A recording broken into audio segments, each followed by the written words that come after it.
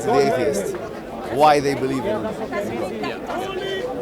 I think the difference would be, the major difference would be like that Christians obviously have the ideology or the idea of the Trinity, right? The Father is the Son and the Holy Spirit, which is kind of debunked or refuted in the Islamic tradition. You're a single. Yeah, so it's a monolithic. One. Yeah, so Allah is an Arabic word. Yeah. Okay. Which literally is al-ilah, which means the God. Yeah. So when we... Sorry, do you mind if we come here? These guys are a bit loud. So, yeah, the God just basically means the God.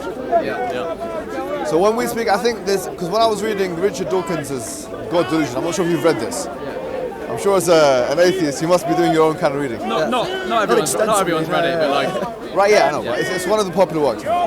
One of his... I see that he's got two strands of argument.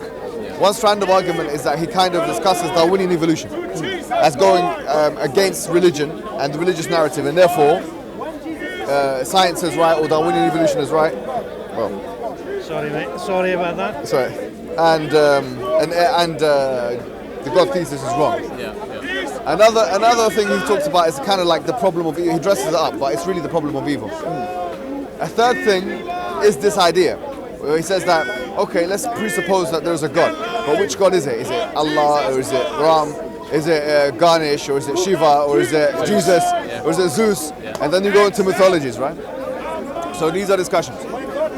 But it's important to realize that from an Islamic perspective, when we're talking about a God, we're talking about an entity that was the initiator of all that exists.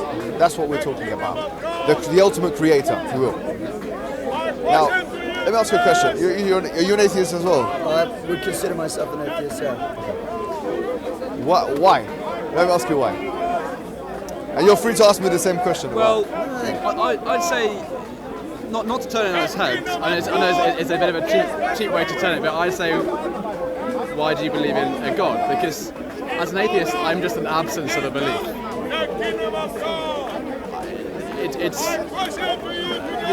As we've established, you believe in Allah, but you don't believe in all the other 3,000 or so gods that have ever existed or ever people have ever believed in. Yes. I just don't believe in one more God than you. All right, that makes sense, and that's exactly what Richard Dawkins says. Those are gods. So you are also an atheist in the sense that you don't believe in those other 2,000. Right, I see what you're saying. So let me try and assess. You believe the normative default position should be atheism.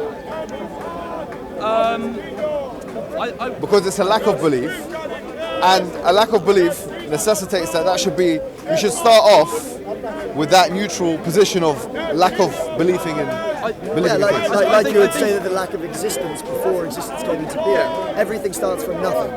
For anything to be provable, for anything to be tangible, it has to start at nothing and then be built upon it. If God or Allah were to reveal themselves to me now, then that's absolutely fine. Right. But so built upon absence of everything starts off as atheist. What's your names, by the way? Sorry, Bill. I'm Mohammed. Nice to meet you. What's your name? Sam. This is a really interesting argument. But let me tell you what my position is on it. By the way, it's really interesting because postmodernists, I'm not sure if you've heard of this strand of philosophical school of thought. They're called postmodernists. In the modern day, you've got people like Jacques Derrida, Michael Foucault, who have kind of like promoted it, if you will. You'd expect them to be atheists, and they are for the most part atheists because they believe in a lack of meaning in the world. They believe that we are originally pattern seekers, that we try and put things together, but the reality is that there is no absolute objective meaning, that these are social constructs, right? The point I'm making is this. If we use that logic, what's really interesting is that some postmodernists have attacked atheism as a meta-narrative in its own right. I'll tell you what I mean by that. The philosophical assumption that atheism is a neutral position is questioned by postmodernists. Postmodernists say that atheism, just as, for example, Greek mythology or Christianity or Islam, is in and of itself a meta-narrative, it doesn't necessarily mean that just because atheism is a lack of belief in something, that itself is not a meta-narrative. Now let me give you an example. There are some things that we presuppose without, number one, evidence, and number two, we don't question it. Let me give you an example. Consciousness is one example. We presuppose consciousness. Number two is rationality. Number three is logic. Number four is mathematics. Number five, especially when you're doing things like the scientific method, is the validity of the scientific method itself. Yeah. Number six, when you're speaking right now, when we're speaking, we presuppose time is a past Not a tense. microphone. There you go. What's going on here? You can have one. I'm alright. I don't. You sure? Yeah. Okay. What is the? Just out of interest, just what's the? Just they put it up on various websites. Like what? We'll give you the links. I don't mind knowing the links. But like, what is the website? Is that of interest? We just have discussions, and that's why some people don't like him, so they put them online. Simple thing. We've got 4 microphones. Yeah, different channels. Is it all different channels? Yeah. I mean, I'm not I'm not like exactly sort of a force to be authority. So I know. I don't represent atheism. I don't think I'm an authority. Just for the sake of the we're having a discussion. And the, Yeah, it's Bill, isn't it? Sam and Bill. Yeah, great. Look, what I'm saying is this. I mean, atheism, if you look at the etymological root, comes from 2 words. A, meaning without, and theism, meaning God. So atheism is a lack of belief in God. And in philosophy, they usually compartmentalize atheists into 2 different strands. Negative atheists and positive atheists. Now, it seems like you guys are negative atheists. In other words, you are atheists as a result of a lack of belief, rather than believing that you have evidence for the non-existence of God. Yeah, so I don't think it's really possible to disprove the existence of God completely.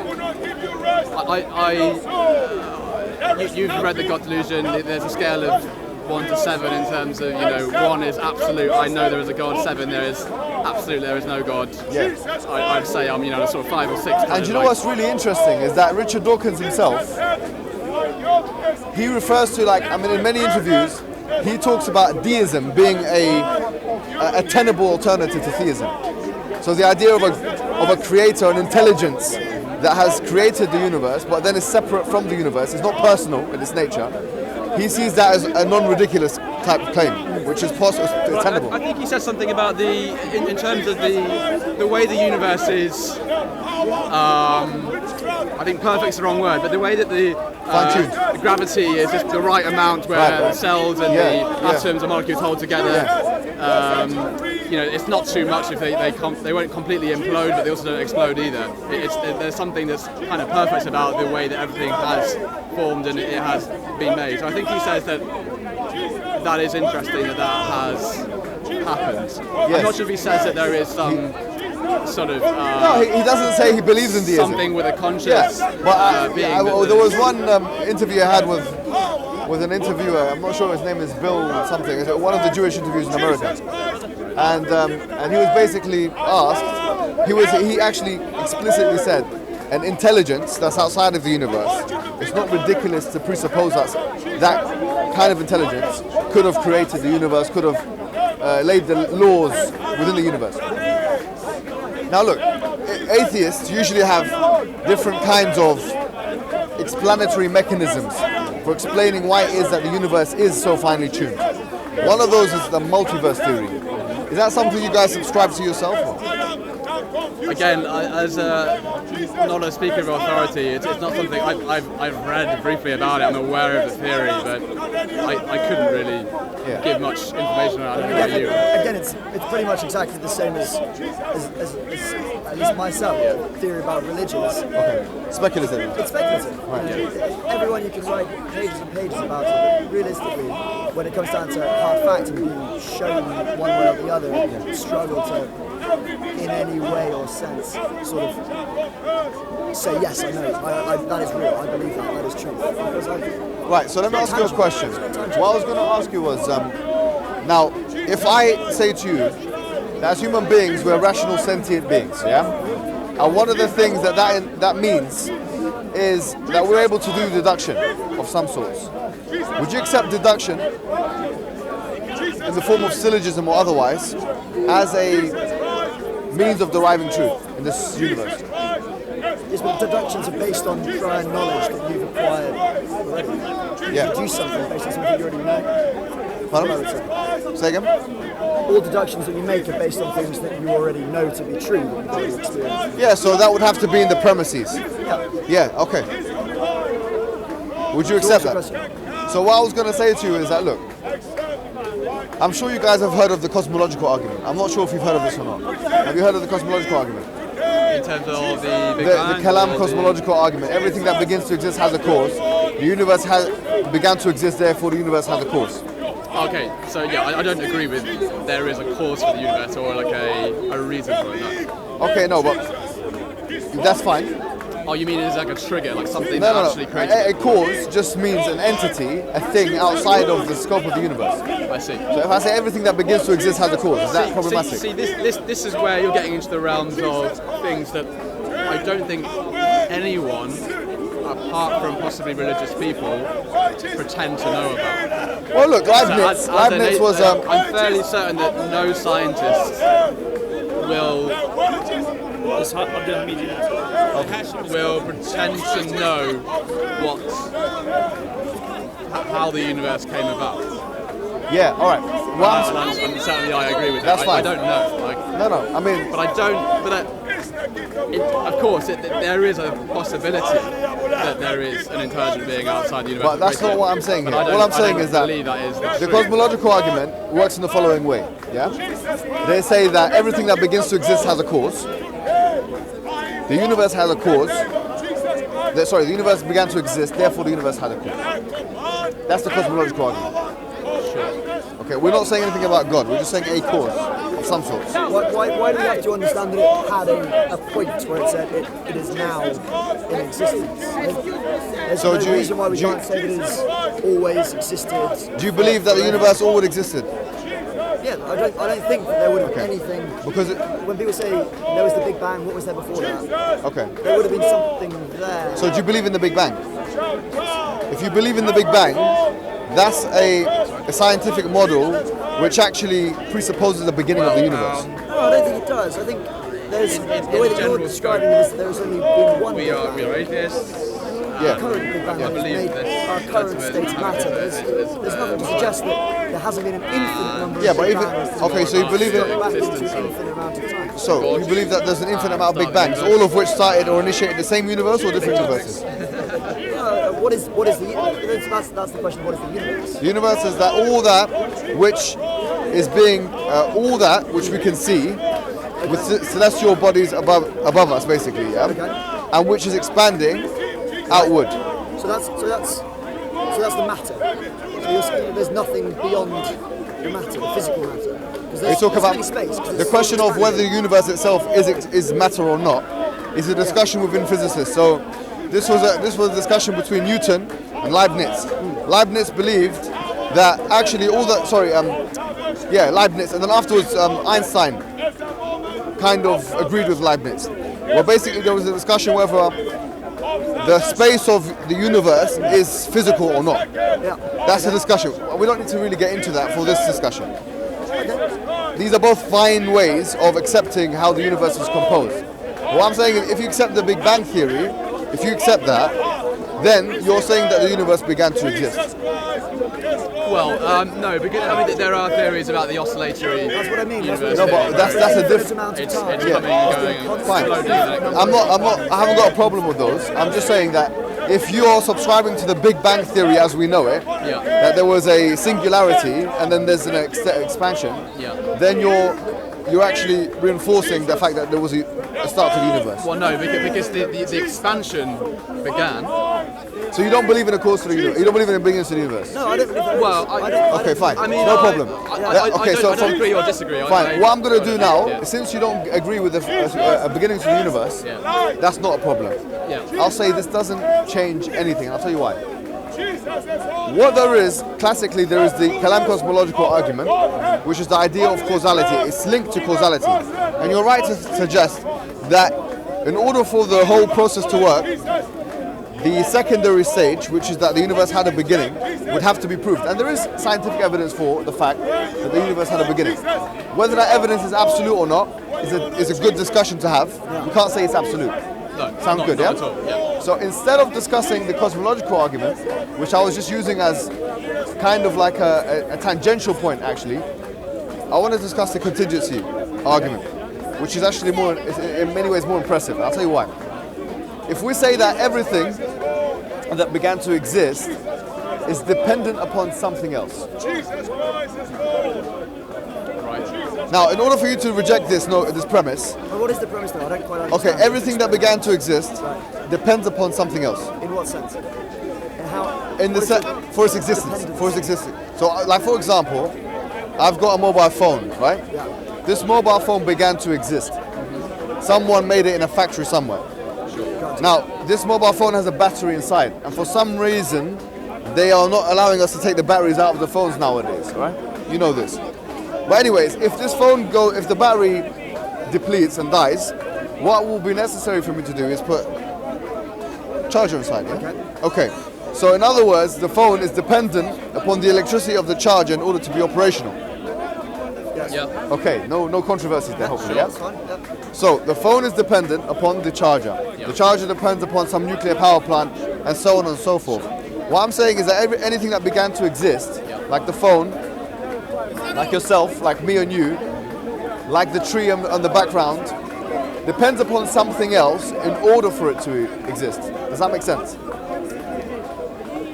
It makes sense in using simple objects like your phone and people and grass and trees, but when you're talking about the universe, again, I don't have a sort of strong opinion on what is. Well, the I haven't cause of talked the about the universe. Fine.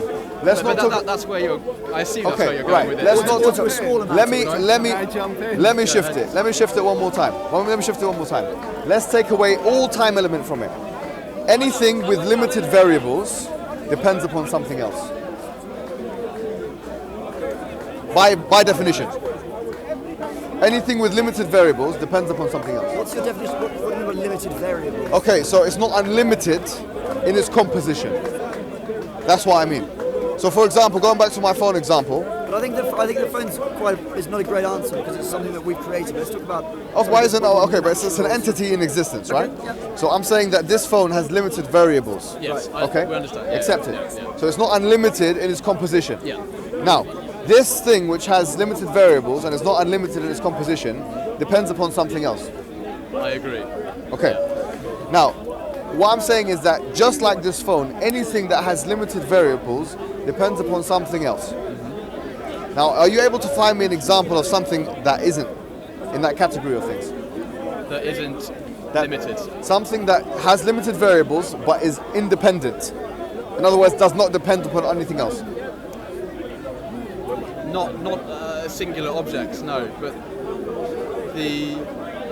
again, I assume where you're going with this is. No, forget about where we're going. Well, that's important though because that. No, I know it's important, but do you know, an objective mind. Can I be fair No, with you I'm guys? agreeing with what you're saying on each stage. But Sam, can I tell you something? What you're doing here is we're not playing a game of chess, okay? Sure. Because if it was a game of chess, okay, you'd be looking at the steps that would potentially come afterwards, Sure, right? I understand you're not trying to trick me into saying- An objective person, a scientist, a mathematician, a logician, a truth seeker, ought to just look at the premise as it is and try and objectively examine that premise. Then, if you find that that premise is faultless, is not problematic, then we can proceed to the next premise. Now, if you feel like, okay, I don't want to grant my interlocutor this premise, because if I grant my interlocutor this premise, he'll trap me in the next stage, then what that shows is that there's an agenda behind your reasoning. Whereas if you're saying to yourself, look, forget about it, I let's understand. just... I understand. So yeah. therefore, to answer your original question, there is a possibility that the universe is unlimited. I'm not talking about the universe is unlimited. I just asked you anything. therefore there was not no, just the first no premise. Just the first premise here we're talking about. Anything with limited variables depends upon something else in order to exist. Yeah. Okay. I agree. Now, the universe has limited variables. I think there is one answer that he's maybe missing. Yes, go ahead, sir. which is- What's your name, first of all? It's Andy. How you doing, Andy? Okay, nice to meet All three of you now. Sorry to get No, I want all the very minds to come interested together. in this. Let's bring the minds together. The thing would be, when you say the phone came into existence, Yeah, yes. In a way, that's our one way of looking at it. Another way of looking at it is that the phone's always been